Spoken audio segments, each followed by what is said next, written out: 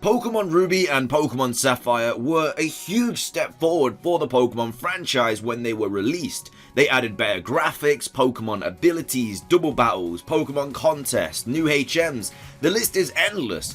Not to mention all of the incredible new Pokemon it introduced as well. But of course, with all of these brand new features, some of them did not make the cut. So in today's video, we're going to be taking a look at some of the cut content from Pokemon Ruby and Sapphire. Of course, if you're excited for the video, please do drop a like down below. Let's try and hit 600 likes. Make sure to leave a comment what was the craziest cut content from Pokemon Ruby and Sapphire that you wish made the games, and of course subscribe if you're brand new. We do daily Pokemon content on this channel. With all of that out of the way though, let's get into the video, and I really hope that you enjoy. When Pokemon Ruby and Pokemon Sapphire were released, we were introduced to no less than 135 new Pokemon, some of which are still some of the fans' most favourite Pokemon to this day. However though, Shellos and Gastrodon, the Pokemon introduced in Diamond and Pearl, were actually supposed to be a part of the Generation 3 Pokedex. However, they were axed for unknown reasons, but of course, did come back later in the next generation. Now, as we all know, Pokemon Ruby and Sapphire introduced a lot of new gameplay mechanics into the Pokemon franchise, one of which was the battle-altering weather. Rain, hail, sun, sandstorm, all of them came into the game and impacted certain abilities and certain situations. However though, according to data miners, one unspected area was originally also going to see some weather effects. An animation exists of snow falling on Little Root Town, the first town that you obviously start in. However, this microclimate didn't make it into the final games. Coming up next is all about Pokemon abilities. Of course, it was introduced into Pokemon Ruby and Sapphire, and abilities are still featured in the games to this day, and can completely impact your Pokemon both in and out of battle. As the years have gone by and new Pokemon games have been developed, more and more abilities have been created.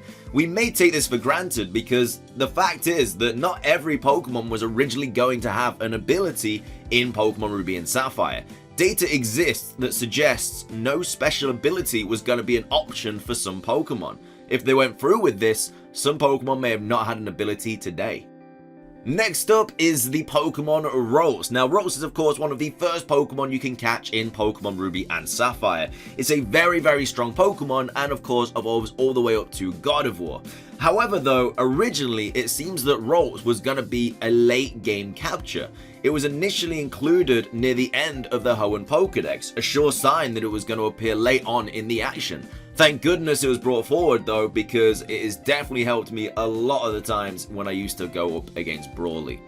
Coming up next, we have a cut and unused ability. Now, Whismur was one of the many new Pokemon introduced in Pokemon Ruby and Sapphire. It had a somewhat unique ability called Soundproof that made it interesting to use. Soundproof protects the Pokemon from sound-based moves like Growl, Sing, and Hyper Voice. Interestingly though, Soundproof almost didn't make it into the final versions of the game.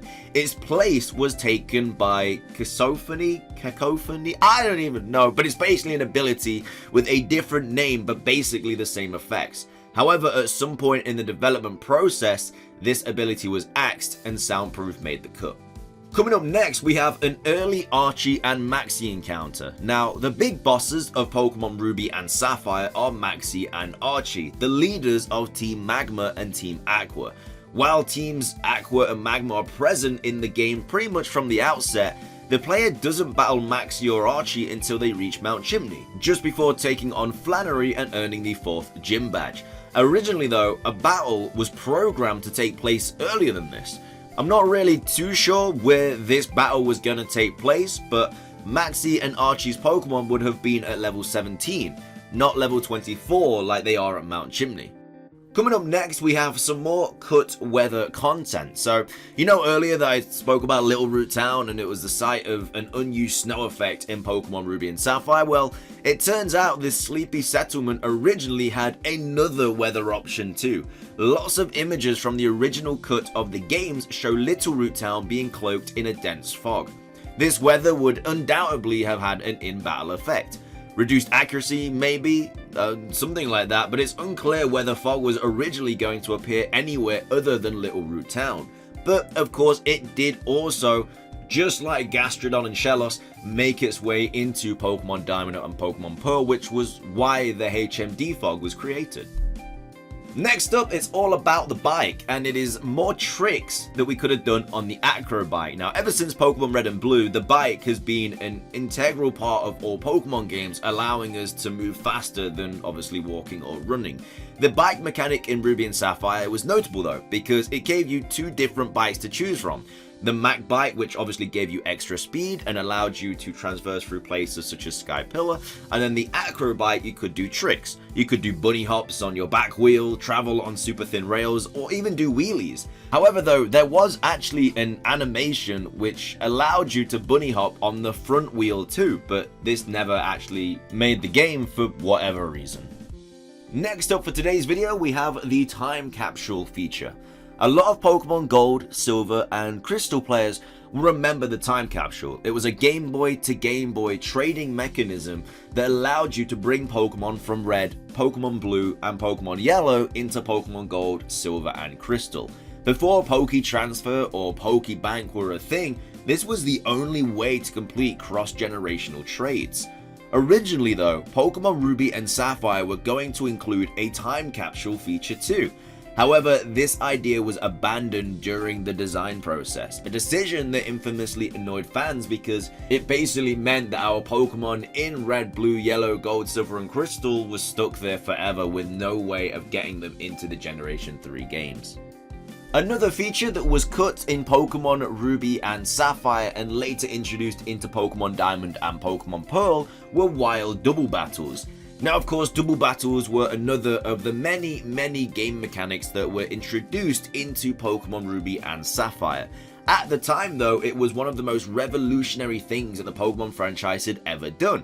You could battle with 2 Pokemon at once. It was great. Of course though, there was a problem to this. Double battles could only happen in fights with trainers. You couldn't battle more than 1 wild Pokemon at once. This wasn't always going to be the case though. Wild double battle encounters were slated to appear but got pushed back into Generation 4 instead. Next up, we're going to be going over the lost Pokemon. Now of course, I did go over this during my recent video where I talk about Pokemon designs that had been changed over the years, but this Pokemon was a huge thing in Ruby and Sapphire that was cut, and it is the Latican. So Ruby and Sapphire featured a lot of pretty cool Pokemon designs. Obviously Blaziken, the fight-ready fiery bird, which was the evolution of Torchic, the fire starter. And then we had Latias, one of the game's many cool legendaries. Have you ever wondered though what would happen if you fuse the two together? Well, the picture on your screen tells you right now. It turns out that in the early development of Pokemon Ruby and Pokemon Sapphire, this creature, which of course was given the name Latikin or Latizkin or whatever, actually did exist. Sure, it was eventually split into the awesome Pokemon of Blaziken, Latias, and Latios, but I do really like the design of it, and it probably would have been a legendary Pokemon if it decided to get put into the final game. But with that though, it does wrap up today's video. There's actually so much cut content from Pokemon Ruby and Sapphire that I could have easily put in this video, but I just wanted to keep it to the 10, 11, 12, I don't even know.